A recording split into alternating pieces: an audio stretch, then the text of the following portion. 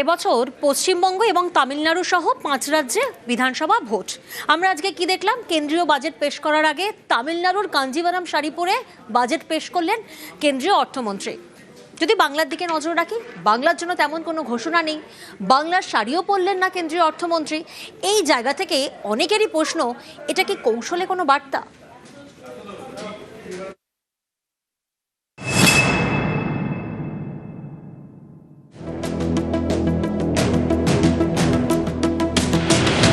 কেন্দ্রীয় অর্থমন্ত্রী হিসেবে রবিবার নবম বাজেট পেশ করেন নির্মলা সীতারামন।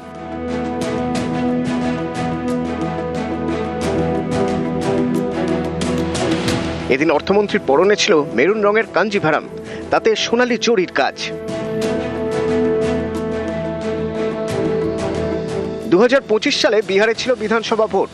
ভোটের আগে কেন্দ্রীয় অর্থমন্ত্রী বাজেট পেশ করার সময় পরেছিলেন বিহারের মধুবনী শাড়ি।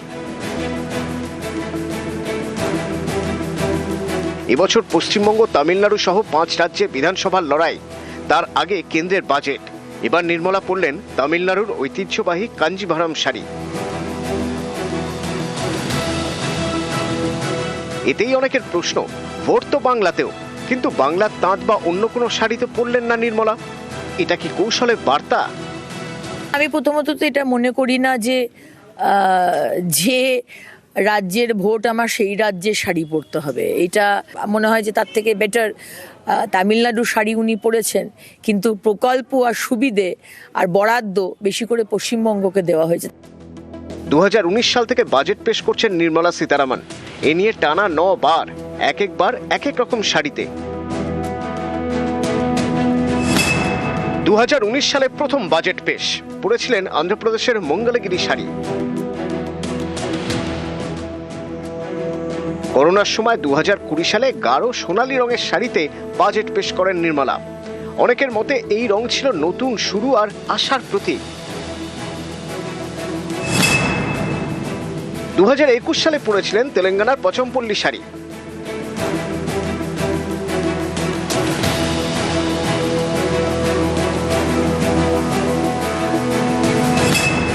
2022 সালে ওড়িশার বোমকাই শাড়ি।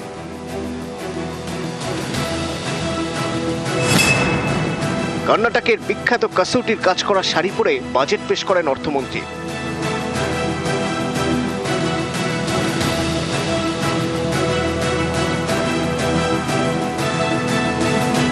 2024 সালে দুবার বাজেট পেশ হয়। একবার লোকসভা ভোটের আগে অন্তর্বর্তী বাজেট, আরেকবার ভোটের পরে। প্রথমবার কাঁথা স্টিচের নীল শাড়ি, পরের বার সিল্কের শাড়ি।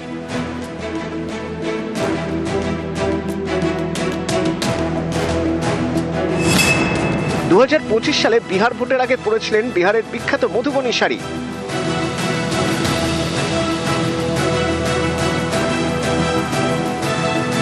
আর এবার তামিলনাড়ুর বিখ্যাত কাঞ্জিভারাম।